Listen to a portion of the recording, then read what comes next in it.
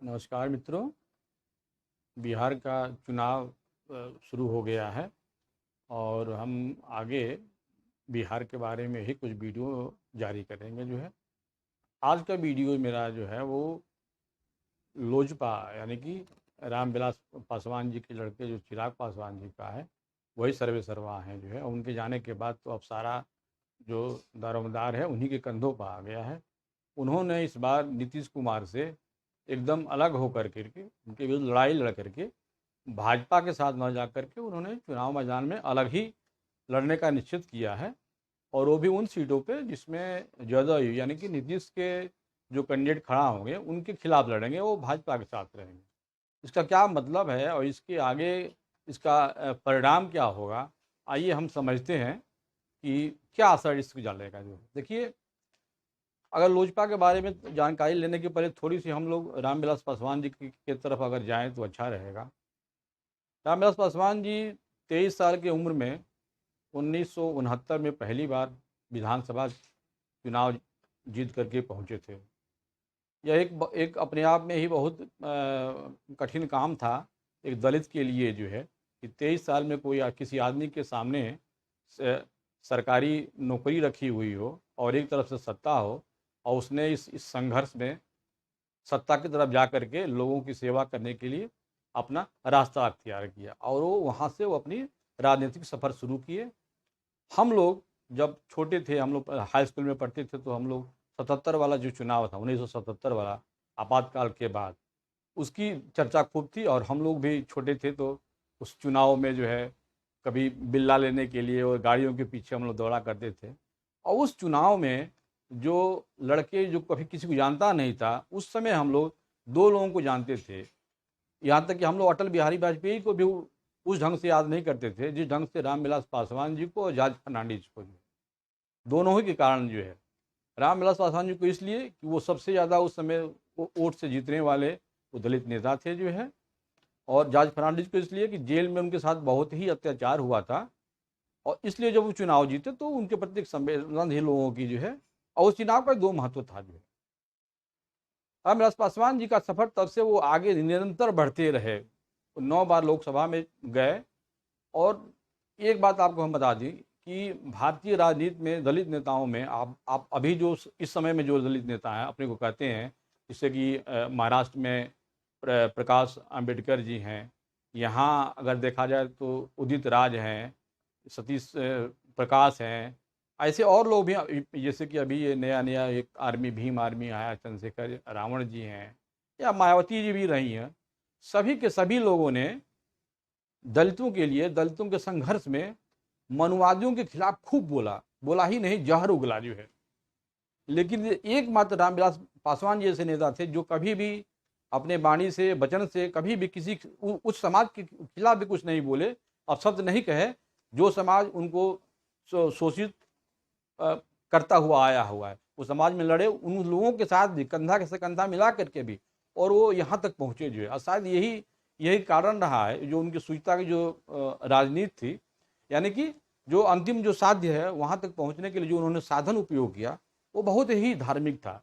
धार्मिक कहने का मतलब मेरा धर्म से नहीं है, बहुत जो है वो सात्विक था।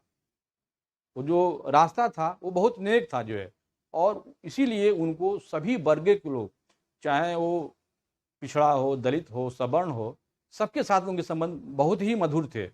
आजकल की वो दलित राजनीति में वो देखने को नहीं मिलती है। जो तो उसका फायदा भी हुआ आगे उनकी लड़कों के लिए, मतलब कि चिराग पासवान को इसका फायदा भी मिला। चिराग पासवान एक बहुत स्पष्ट वक्ता भी हैं, यंग लीडर हैं। जो है अपनी बातों को बहुत अच्छी तरह से लोकसभा में हम लोग भी रखते हुए उनको हमने देखा हुआ है। जो अब जब ये रामविलास पासवान जी जब नहीं हैं, और उस समय चिराग का ये निर्णय लेना कि बिहार के विधानसभा में हम अकेले लड़ेंगे, भाजपा हमारा विरोधी नहीं है लेकिन हम नीतीश को हम अपना नेता नहीं मानते हैं, उनका यही मेन मुद्दा। तो अब ये देखना है कि इसका क्या असर पड़ेगा। जो है देखिए, भारतीय राजनीति में बिना दलित के कोई भी चुनाव, किसी का भी परिणाम उसके अनुरूप, उसके विरुद्ध आना डिपेंड करता है उसी पे कि कहाँ कहाँ लोग कैसे जा रहे हैं। जो है बिहार में भी यह इससे अछूता नहीं हुआ है। बिहार की जनसंख्या को अगर देखें तो कुल में करीब करीब 15 से 16% वो दलित हैं जो, और इन दलितों में भी जो है पासवान जी का ये कहना कि सारे दलित मेरे ही तरफ रहेंगे, ये थोड़ा अतिशयोक्ति होगी। क्योंकि पहले की बात और थी जो है, दलित बिहार में सब जगह से एक तरफ देखा जाए तो बटे हुए हैं। कुछ वो लालू यादव के साथ भी थे, उनकी पार्टी से साथ थे, और मेरे ख्याल से अभी भी हैं। एक लंबे समय में वो राज रहा है भाजपा के विरुद्ध में जो है, और भाजपा ये कहा जाता था कि सवर्णों की पार्टी है, इसके विरुद्ध में वो दलित जो है हमेशा लालू के साथ रहे वो जो है। लेकिन इस बीच धीरे धीरे मायावती भी अपना जो है बिहार में प्रभाव बढ़ाई है, उनका आना जाना रहा है, और राजनीतिक गतिविधियां भी तेज की हैं जो है। तो दलितों का वोट भी एक जगह इस चुनाव में भी नहीं जाने वाला है। अब देखना ये है कि रामविलास पासवान जी का आधार क्या है अलग होने का जो है, उनके साथ कौन जाएगा कौन नहीं आएगा। तो अभी जो जितने भी टिकट बटे हुए हैं उसमें काफ़ी जो रिबेल हैं भाजपा के, यानी कि जिनको भाजपा ने टिकट नहीं दिया, वो सब के सब लोग लोजपा में चले गए, लोजपा ने उनको टिकट दे दिया जो है। इसका एक जो बुरा पक्ष है ये कि भाजपा भी अभी इससे चिंतित हो रही है। भाजपा जो पहले जो है बहुत खुश थी कि चलिए चिराग जी हमारे लिए तो कुछ नहीं कर रहे हैं, बल्कि हमको सपोर्ट कर ही रहे हैं, और नुकसान कितना होगा कितना नहीं होती आगे देखा जाएगा जो है। लेकिन अब ये लग रहा है कि भाजपा भी इससे चिंतित है, और इसीलिए अब भाजपा चिराग पासवान के बीच में जो संबंध थे जो पहले वाले, जब रामविलास पासवान जी, शायद मेरा आकलन ये है कि शायद अब वो न रहे, और जो ये निर्णय है इनका चिराग पासवान जी का शायद कहीं गलत न साबित हो जाए। ये बातें मैं क्यों कर रहा हूँ, इसलिए कह रहा हूँ कि अगर देखिए तो चिराग पासवान का वोट बैंक आखिर में क्या है। आप अगर इसको ऐसे देखिए जो है कि मुस्लिम, दलित और पिछड़ा और सवर्ण, यही चार यहाँ पे जातियों का समीकरण है। सवर्णों का वोट का लोजपा से कोई उस तरह का संबंध नहीं है जो है, पिछड़ों का संबंध नहीं है।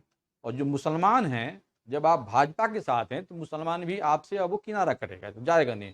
तो आपके पास अब क्या ऑप्शन है, कौन रहेगा जो है, या तो एक दलित रहेगा, और दूसरा वो जो जिस पार्टी को आप टिकट दे देंगे उसकी जाति, जैसे सपोज कर लीजिए कि आपने किसी सवर्ण में किसी राजपूत को टिकट दे दिए आप जो है, तो राजपूत का जो अपना वो वोट बैंक होगा जो है, जो भी हो सके, माने भाजपा जदयू के अलावा जो भी राजपूत होंगे उस कैंडिडेट के साथ एक उनका वो वोट, प्लस दलित जो पासवान के पक्षधर हैं, यही दो वोट बच जाएंगे जो है। तो मुझे नहीं लगता है कि ये कोई ऐसा वोट बैंक है जो आपको चुनाव में एक पार्टी को जीत के रूप में दिला सके जो है। यह एक नुकसान का, हमको लगता है कि एक नुकसान का सौदा है। दूसरी बात ये है कि अगर आप पूरे इस चुनाव को एक परिदृश्य में देखें तो पिछले बार रामविलास पासवान जी जब थे और जब निकले हैं जो है, तो उसमें मोदी, ये सुशील मोदी जी कहते थे कि भाई लड़ाई तो 65 और 35 का है अभी लोकसभा में जो हुआ है जो है, और रिजल्ट भी देखा गया सही में उसी तरह का रिजल्ट आया जो है। तो वो जो 15 और अरे 35 और 65 की बात करते थे, तो वो तब था जब वो जदयू भाजपा लोजपा एक तरफ था, बाकी जो है वो विपक्ष एक तरफ था। आज की सिचुएशन बहुत बदल गई है। अब अब जो है उसमें से लोजपा अलग हो गया। जब लोजपा जदयू भाजपा से अलग हुआ है, लेकिन इसमें क्या जुड़ गया है, मांझी जी जुड़ गए हैं, और वीआईपी के जो साहनी जी हैं, कौन उनकी पार्टी मुझे नाम में भी नहीं याद आ रहा, और साहनी जो निषाद पार्टी के लोग हैं उनकी पार्टी जुड़ गई है। तो इनके निकलने से, लोजपा के निकलने से वोट वोट जो पहले जो था उसमें बहुत अधिक नहीं 5 से 6% का ही बस अंतर आया हुआ है। लेकिन अगर उधर एक तरफ और लोगों को देखें जिसमें कि ज़्यादा भाजपा और वीआईपी के अलावा और जो पार्टियां हैं उसमें बिखराव बहुत ज़्यादा है। मतलब कि उधर कम्युनिस्ट, राजद, कांग्रेस एक ये हो गया, एक दूसरा मोर्चा है जिसमें कि पप्पू यादव, मायावती, ओवैसी, इन लोगों की एक पार्टी है, कुशवाहा जी उसमें भी है, एक तरफ से उन लोगों की पार्टी है जो है, और उसके बाद से ये लोजपा। तो कुल मिला-जुला करके मुझे तो ये लगता है कि इस बार भी जो सरकार है वो नीतीश की ही बनेगी जो है। ये सत्य है कि अगर लोजपा अगर इस बार जदयू भाजपा में हुआ रहता, तो निश्चित रूप से जो सीटों की संख्या है 200-220 से कम नहीं होती जो है। लेकिन निकल जाने के बाद भी ये नीतीश के साथ नीतीश की सरकार बनने की संभावनाएं अभी भी हैं, उन लोगों की नहीं है। और लोजपा का भविष्य मुझे लगता है कि वो बहुत अच्छा नहीं है। अच्छा न होने का एक दो कारण और बता देते हैं। पहले जो रामविलास पासवान जी थे तो उनकी सारे जो नेतागण थे किसी भी पार्टी के बहुत मधुर संबंध थे उनके, और अपनी बात को कहने में बहुत सक्षम थे और कह ले जा रहे थे। तो कोई बात अगर राज्य में या चिराग पासवान से और वो कोई टकराव होती थी तो अमित शाह जी हैं, इवन कि नरेंद्र मोदी, उनसे भी बात कर लेते थे और एक मामला वो सिमट जाता था।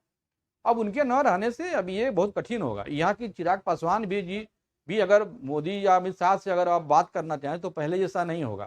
तो यह एक कठिन परिस्थिति ये सामने आएगी। दूसरी बात कि नीतीश कुमार अब लोजपा को एनडीए में, यानी जो केंद्र में एनडीए है, अब वहां से वो निकालने की कोशिश करेंगे जो है। भाई अब राज्य में अगर साथ में नहीं है तो वहां कैसे होगा। और भाजपा के लिए भी अब बहुत मुश्किल होने वाला है, क्योंकि एक तरफ से तो आप ऐलान कर दिए हैं कि नीतीश ही हमारे मुख्यमंत्री होंगे। ऐसे में मुख्यमंत्री बन जाने का, अगर बन जाता है सरकार जो है, तो फिर क्या होगा इनका जो है। हमको लगता है कि केंद्र में अब इनको मंत्री पद भी मिले, इसकी भी संभावना कम दिख रही है जो है, क्योंकि नीतीश जी भी अड़ेंगे कि इनको वहाँ से हटाया जाए। और अगर एक बार वहाँ अगर मंत्री पद से हटा दिए गए तो एनडीए से अगर बाहर हो गए तो फिर इनका कहाँ जाएंगे, किसके साथ जाएंगे, ये बहुत बहुत ही कठिन काम है। बाकी लोगों का जो आकलन है कि लोजपा की दोनों हाथ में लड्डू लड्डू है, मेरा ठीक इसके उलट मेरी अपनी राय ये है कि लोजपा की चिराग जी के लिए आगे का दिन जो है वो बहुत अच्छा नहीं है और बहुत खराब होने वाला है जी। तो अगला वीडियो में बिहार के संपूर्ण जो राजनीति है वो कितनी सीटें किसको जा रही हैं, बहुत डिटेल में बहुत अच्छे तरह से मैं समझाऊंगा और आपको रखूंगा। अगला वीडियो मेरा जरूर देखिएगा। तब तक के लिए नमस्कार। और एक बात तो मैं आपसे फिर बात कर दूं, मैं अभी भी देखता हूं कि बहुत ही हमारे मित्र हैं मेरे चैनल को देखने वाले, अभी भी चैनल सब्सक्राइब नहीं किए हैं, तो कृपया आप इसको सब्सक्राइब कीजिए ताकि मेरा वीडियो आप तक पहुँचे। नमस्कार।